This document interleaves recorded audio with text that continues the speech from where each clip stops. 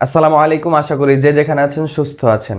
Real Madrid versus Benfica নাকি Real Madrid versus Jose Mourinho?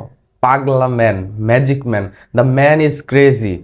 Jose Mourinho এমন একজন coach, তিনি সব সময় স্পেশাল এবং সেই স্পেশাল মোমেন্ট তিনি এনে দিয়েছেন বেনফিকার গ্যালারিতে। চ্যাম্পিয়ন্স লিগের এই সিজনের যেই স্বপ্ন, সেটা যে বেনফিকার প্রায় শেষ দুঃস্বপ্ন হয়ে দেখা দিত, এমন একটা সময় হুট করেই জোসে মরিনহো সেই স্বপ্ন পুনরায় জীবিত করলেন, যেন মরা গাছে ফুল ফোটার মতো।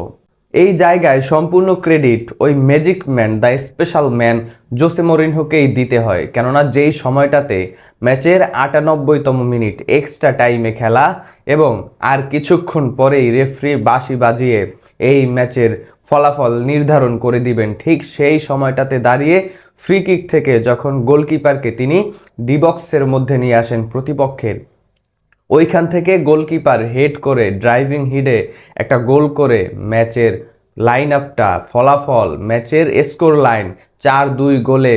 এবং এই যে বেনফিকা, ওই যে সুপার 16 কিংবা ২৪ দলের মধ্যে যেই ২৪তম দল হিসেবে উন্নীত হয়, সেই সময় সেই স্পেশাল মোমেন্ট, সেই স্পেশাল ম্যান ওই যে জোসে মরিনহোই। জোসে মরিনহো এমন একজন ম্যান, আপনি যদি প্রতিপক্ষের ডাগআউটেও বসে থাকেন, সেই পাগলা ম্যানের খেলা আপনি আসলে মুগ্ধ হতে বাধ্য হবেন। সেক্ষেত্রে প্রতিপক্ষের যেই গ্যালারি, সেখানে থাকলেও তো আপনি তার খেলার মুগ্ধ হবেনই, ওই যে আতঙ্ক নিয়েই মুগ্ধ হবেন। কেননা নিজের দল যখন হারছে, ঠিক সেই সময়টাতে প্রতিপক্ষের গ্যালারিতে, প্রতিপক্ষের ডাগআউটে এমন একজন ম্যাজিক ম্যান, এমন একজন স্পেশাল ম্যান তার যেই রণক্ষেত্রের প্ল্যান সাজাচ্ছেন, সেই প্ল্যান নিখুঁতভাবে যখন প্লেয়াররা অ্যাপ্লাই করছেন, আপনি দেখে সেটা তো মুগ্ধ হতেই হয়। একজন রিয়াল মাদ্রিদ ফ্যান হয়েও ঠিক সেভাবেই প্রতিপক্ষের ডাগআউটে যখন জোসে মরিনহোর মতো একজন কোচ, স্পেশাল ম্যান, এবং স্পেশালি তিনি যখন প্ল্যানগুলো সাজান এবং সেই প্ল্যানে প্রত্যেকটা অ্যাটাকে রিয়াল মাদ্রিদ পরাস্ত হয়, ওই আতঙ্ক নিয়েই তো আপনার সেই সময়টাতে তার প্লেয়িং স্টাইলে মুগ্ধ হতে হয়। কেননা এই ম্যাচটা যদি রিয়াল মাদ্রিদ ড্রও করতো, সেক্ষেত্রে বেনিফিকার বিপক্ষে তাদের এই ড্র তাদেরকে সুপার 8-এ খেলার সরাসরি সুযোগ করে দিত চ্যাম্পিয়ন্স লিগের এই সিজনে। কিন্তু সেই রাত যেন রিয়াল মাদ্রিদ ভক্তদের জন্য দুঃস্বপ্নের রাত বানিয়ে দিলেন এই যে জোসে মরিনহো, তিনি একাই। এই ম্যাচের যেই ফলাফল এবং যেই পরিসংখ্যান, সেটা দেখলে ওই জিনিসটা আরও বেশি স্পষ্ট হবে। এই ম্যাচে বল দখলের লড়াইয়ে স্বাভাবিকভাবেই ৬৭% বল রিয়াল মাদ্রিদই দখল করে, কিন্তু বাকি সবগুলো পরিসংখ্যানে তাদের জয় জয়কার যে হওয়ার কথা, সেটা কেড়ে নিল জোসে মরিনহোর দলটাই। কেননা অন টার্গেট শটে যেখানে রিয়াল মাদ্রিদ মাত্র ৬টি শট নিতে পেরেছে, পক্ষান্তরে ওই যে বেনফিকা ১২টি শট নিয়েছেন তাদের ডিবক্সের মধ্যে গিয়ে তাদের বারে, রিয়াল মাদ্রিদের বারে। কর্তোয়া কতটা অসহায় ছিল এই ম্যাচে, সেটা যারা শুরুর থেকে আক্রমণগুলো দেখেছে তারাই বলতে পারবে।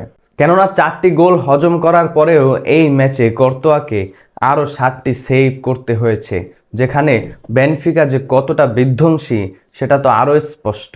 এবং ডিফেন্সিভ লাইন আপটাতেও বেনফিকা অনেক বেশি স্পেশাল ছিল এই ম্যাচে। বিশেষ করে এমবাপ্পে কিংবা ভিনিরা, কেউই, রদ্রিগোরা আসলে সেভাবে নিজেদের খেলা মেলে ধরতে পারেনি।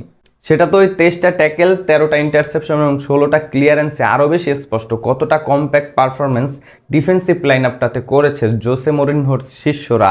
কেননা রিয়াল মাদ্রিদকে পুরোটাই আটকে রেখেছে তারা ডিফেন্সিভ লাইনে। মজার বিষয় হচ্ছে এই ম্যাচে লিগটা প্রথমে রিয়াল মাদ্রিদই নেয়। এমবাপ্পের গোলে ৩০তম মিনিটে এগিয়ে যায় রিয়াল মাদ্রিদ, কিন্তু ওই যে জোসে মরিনহো কামব্যাক পাগলাটে ম্যান, তিনি কিন্তু ৩৬তম মিনিটে আন্দ্রিয়াসের গোলে কামব্যাকটা কমপ্লিট করেন। কিন্তু রিয়াল মাদ্রিদ ভুল করে ফেলেন প্রথমার্ধের শেষ দিকে গিয়ে, প্রতিপক্ষের প্লেয়ারকে ফেলে দেওয়ায় পেনাল্টি দেয় রেফারি। এই পেনাল্টি আসলে রিয়াল মাদ্রিদ পায়নি, পেয়েছিল ওই যে বেনফিকাই। প্রথমার্ধের শেষ মিনিটে পাবলিদিসের গোলে এগিয়ে যায় বেনফিকা এবং ২-১ এই স্কোর লাইনটা নিয়েই হাফ টাইমে দুই দল মাঠ ছাড়েন। এই ম্যাচটা যে রিয়াল মাদ্রিদের দুঃস্বপ্নের রাত বয়ে আনে, সেটা তো প্রমাণ হয় ম্যাচের ৫৪তম মিনিটে বেনফিকার তৃতীয় গোল সম্পন্ন করেন আন্দ্রিয়াস এবং স্কোর লাইনটা ৩-১-এ পৌঁছায়। ঠিক যেই সময়টাতে বেনফিকা স্বপ্ন দেখছে, স্বপ্ন বুনছে 24 দলের মধ্যে পৌঁছে যাব আমরা, ঠিক সেই সময়টাতে দুঃস্বপ্ন আরও একবার এমবাপ্পে হয়ে আসেন 58তম মিনিটে, স্কোর লাইনটা করেন 3-2। কিন্তু সব ইতিহাস, সব স্বপ্ন, সব কিছুই ওই যে জোসে মরিনহোর একটি গুটির জাল, ওই যে দাবার গুটি, সেখানেই এগিয়ে যায় বেনফিকা, রিয়াল মাদ্রিদের স্বপ্নভঙ্গ। কেননা রিয়াল মাদ্রিদের অ্যাসেন্সিও এবং রদ্রিগো দুজনই লাল কার্ড দেখে মাঠ ছাড়েন। রিয়াল মাদ্রিদ মাত্র 9 জনের দলে পরিণত হয় এবং সেই সময়টাতে ম্যাচের 98তম মিনিটে গিয়ে যখন ফ্রি কিক পেয়ে বসে বেনফিকা, জোসে মরিনহো তার গোলকিপারকে ইশারা করে প্রতিপক্ষের ডিবক্সে নিয়ে আসেন। সেই যে এক্সট্রা চাপ কর্তোয়া সামলাতে পেরেছে, রিয়াল মাদ্রিদের জালে আরও একটি গোল এবং ওই যে ত্রুবিনের গোলে এগিয়ে যায় এবং 4-2 গোলের যে স্কোর লাইন, স্বপ্নটা, সেই স্বপ্ন রিয়াল মাদ্রিদের দুঃস্বপ্ন, কিন্তু বেনফিকা তাদের স্বপ্ন পূরণ করেন। 25তম অবস্থান থেকে 24তম অবস্থানে চলে আসে দলটা। Jose Mourinho the special man, এজন্যই তো তিনি স্পেশাল, ক্রেজি ম্যান। তবে রিয়াল মাদ্রিদের ওই যে সুপার 8-এ আর খেলা হলো না, তাদেরকেও প্লে অফ খেলে আবারও আসতে হবে পরবর্তী যেই নকআউট পর্বে, কিন্তু সেখানেও কিন্তু আরও একবার দেখা হবে, দেখা হওয়ার সম্ভাবনা রয়েছে এই যে বেনফিকার সাথে। কমেন্ট বক্সে আপনার মূল্যবান মন্তব্য অবশ্যই জানাবেন। এই ম্যাচের অনুভূতি কি?